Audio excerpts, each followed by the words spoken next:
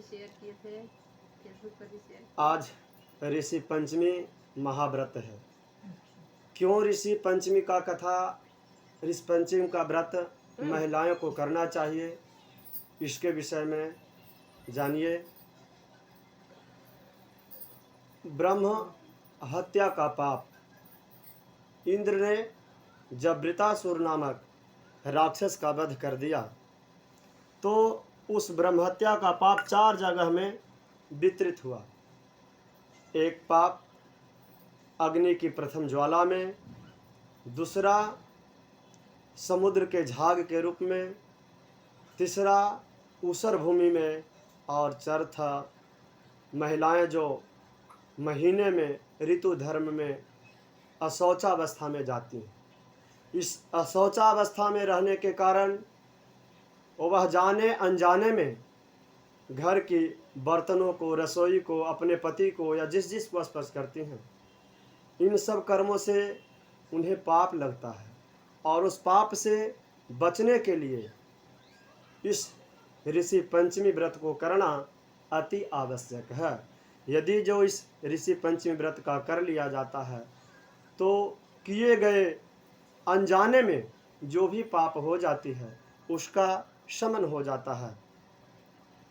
बहुत पहले की बात है कि एक राजा था, वो राजा थे, उनका नाम था सीताश्व। सीताश्व बहुत अच्छे राजा थे, व्रत इत्यादि दान उपदान सब कुछ किया करते थे। कहते हैं कि वह पूछते हैं कि हे प्रभु, कौन ऐसा व्रत है जिसको करने से मानव का संपूर्ण पापों का नाश हो जाता है, इसके विषय में बतलाइए। ब्रह्मा जी कहते हैं कि हे राजन, सब व्रतों में अति उत्तम पापों को नाश करने वाला ऋषि पंचमी का महाव्रत इसके विख्यात है। मैं इसके विषय में बतलाता हूँ। विदर्भ देश में एक ब्राह्मण थे, उनका नाम था उतंक। क्या नाम था? उतंक नाम का। उनकी पत्नी जो थी पति व्रत पारायण सुशीला नाम की पत्नी थी। उससे 2 संतान उत्पन्न हुए। एक का नाम सुविभूषण नाम वाले पुत्र ने अंग उपांग के साथ विधि विधान से वेद आदि का अध्ययन किया। और कन्या जो कन्या थी उसका अपने सदृश सेठ कुल में खोज कर क्या हुआ, शादी विवाह कर दिया गया। लेकिन किसी कारण से वह कन्या आगे चल करके वैधव्य को प्राप्त हो जाती है। वह पिता के घर में वैधव्य होने के बाद पतिव्रता धर्म का पालन कर करके घर में निवास करने लगती है। कहाँ? अपने पिता के घर में। अपने बहन को दुखी देख कर करके विभूषण जो है भाई, वह पूछता है कि कौन ऐसा पाप या कौन ऐसा कर्म हुआ जिसके कारण यह वैधव्य को प्राप्त करके इस घर में आ गई है। स्त्री और पुरुष के साथ वह द्विजोतम गंगा के तट पर जाकर के निवास करने लगा और द्विजोतमों से वेद पढ़ने लगा। विधवा पुत्री जो है पिता का सेवा करने लगा। मतलब बहन को घर में रहते देख करके वह क्या किया, अपने दोनों लोग गंगा के तट पे चला गया और बहन यहाँ अपने पिता का सेवा में रह गई। एक दिन सेवा करते करते वह देखती है कि रात्रि के समय में पूरा शरीर उसमें कृमि लग जाता है। क्या हो जाता है? हाँ, वो महिला को जो वैधव्य को प्राप्त किया पूरा शरीर में कृमि लग जाता है और पत्थर से बस रही देख करके शिष्य लोग उसकी माता के संग जाकर करुणावती होकर, हम नहीं जानते कि साध्वी को यह दशा कैसे हो गई, इसके विषय में पूछता है। संपूर्ण देह में इसके कीड़े व्याप्त हो गए। ऐसा सुनकर विकल होकर तुरंत अपनी सुता के समीप गई और उसको कीड़ों से दुखी देखकर रुदन करने लगी। पूछते हैं कि यह क्या कारण है, कि कौन ऐसा कर्म किया जिसके कारण इसके शरीर में कृमि उत्पन्न हो गए, इसके विषय में बतलाइए।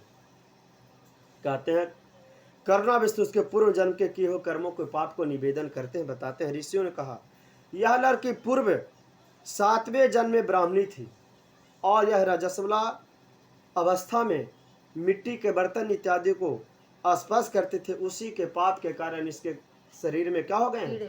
कीड़े पड़ गए हैं। रजस्वला पाप युक्त स्त्री प्रथम दिन चंडालनी, द्वितीय दिन ब्रह्मघातनी और तृतीय दिन धोबनी तथा चतुर्थ दिन वह स्नान करने के बाद शुद्ध होती है। उस समय अपने उसकी सहेलियां व्रत करती थी, लेकिन वह व्रत को न देखने जाती थी न कथा को सुनती थी। वह व्रत नहीं देखती थी, करती नहीं थी, लेकिन कभी उस व्रत के विषय में महिमा को सुनी थी कि व्रत का क्या महिमा है। उस व्रत की महिमा को सुनने के कारण प्रभाव से तो ब्राह्मण वंश में उत्पन्न हुई, लेकिन अपमान की व्रत को नहीं की, इसके कारण उसके शरीर में कृमि, व्रत का पूजा का, हाँ, अपमान करने के कारण कृमि लग गया। इसीलिए तेजस्वी के हाथों जन्म ली, लेकिन अवज्ञा करने से उसके शरीर में कृमि उत्पन्न हो गया। आश्चर्य से पाप से मुक्त हो सकते आध्यात्मिक दैविक अधिधुकों को करने वाली सौभाग्य सालनी होती है। कल्याण की वृद्धि सब प्रकार के संपत्तियां प्राप्त होती है। जो यह भाद्रपद में शुक्ल पक्ष की पंचमी तिथि ऋषि पंचमी के नाम से जानी जाती है। उस दिन विधि विधान से महिलाओं को चाहिए कि गंगा आदि नदी यदि उपलब्ध हो आसपास में, तो गंगा में, नदी में, सरोवर में इत्यादि में जाकर के स्नान कर लेना चाहिए।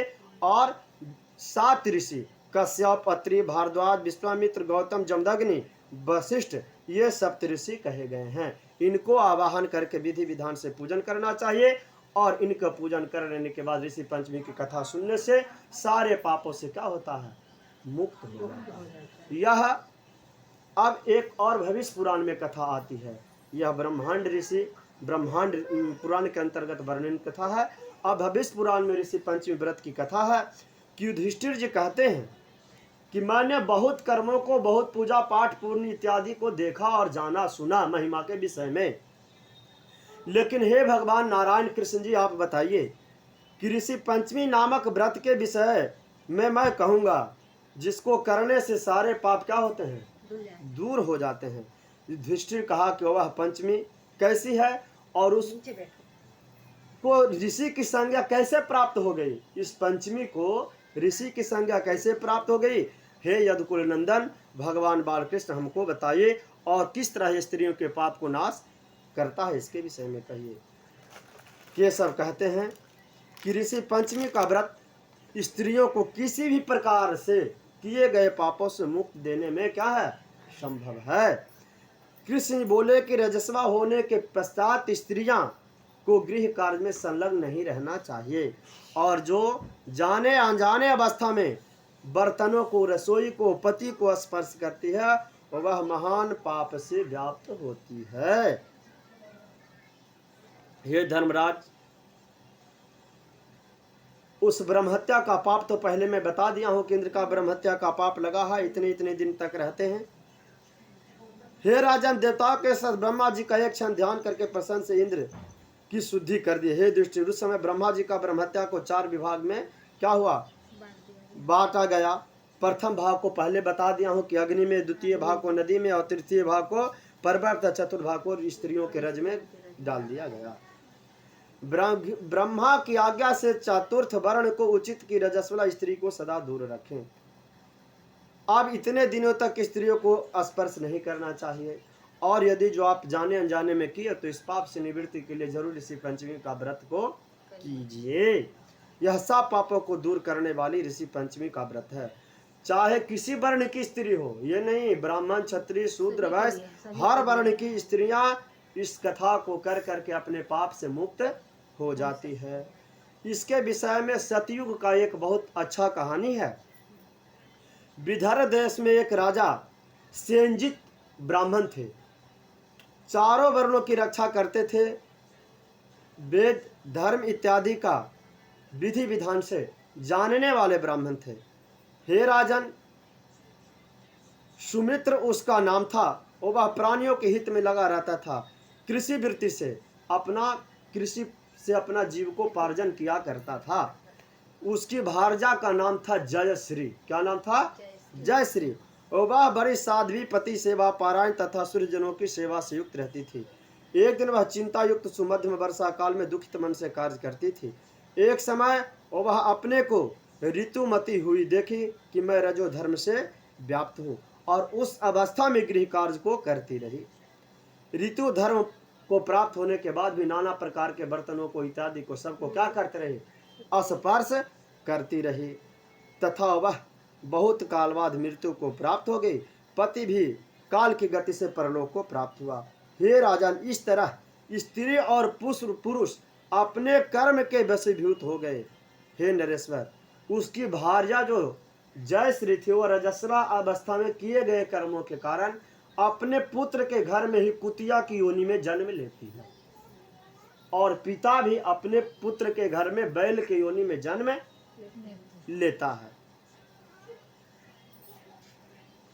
बैल के योनि में जन्म लेता है, और एक समय की बात आती है कि उसके पुत्र जो है अपने पिता के पुण्य तिथि पे चाहता है कि ब्राह्मणों को भोजन करने की व्यवस्था बनाओ, ब्राह्मण भोजन कराओ।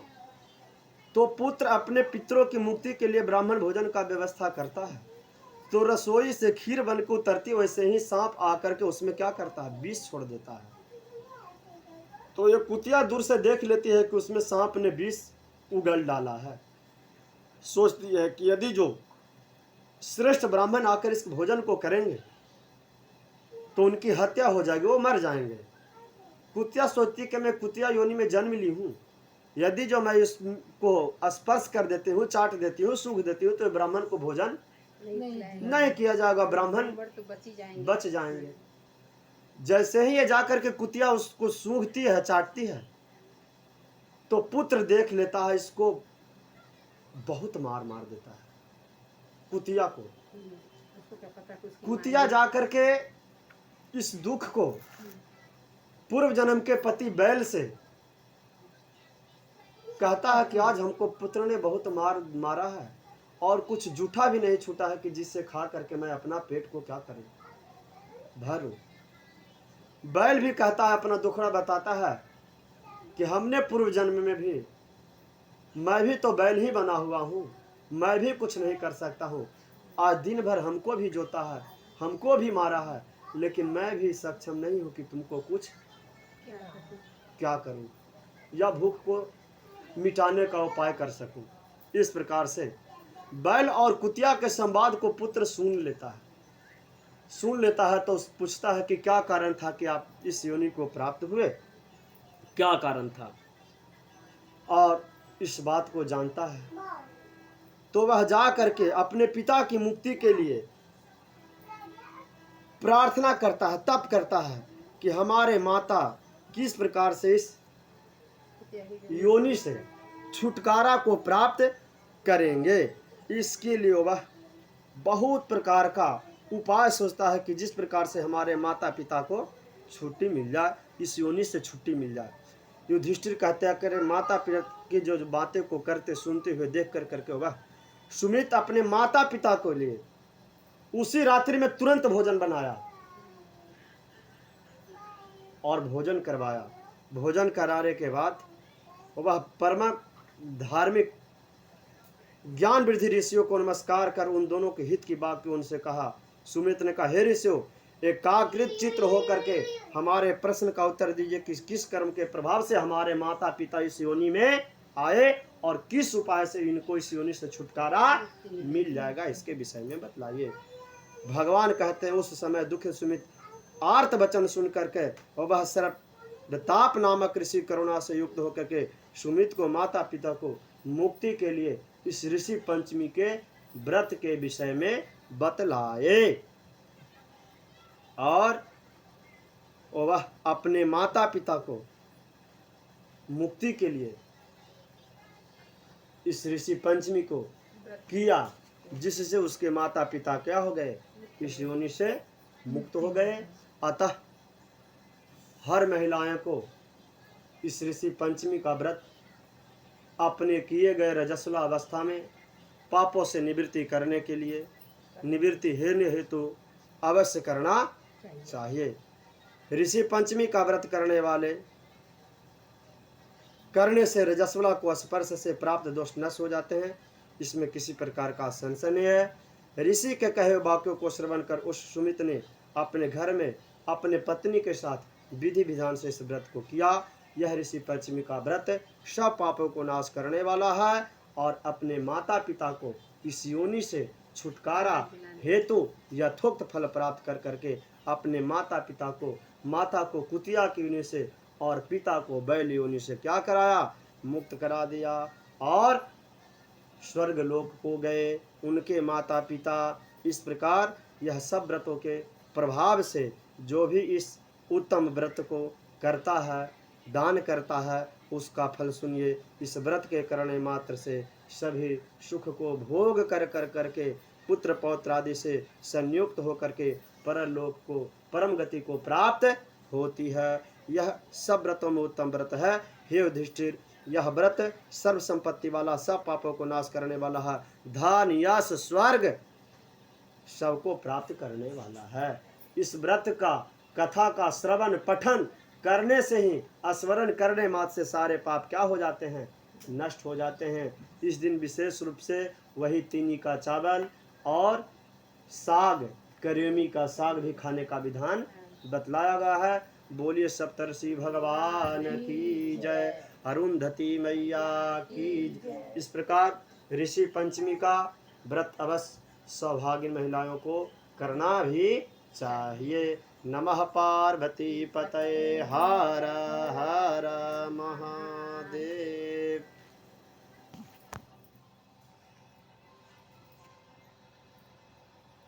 आरती करने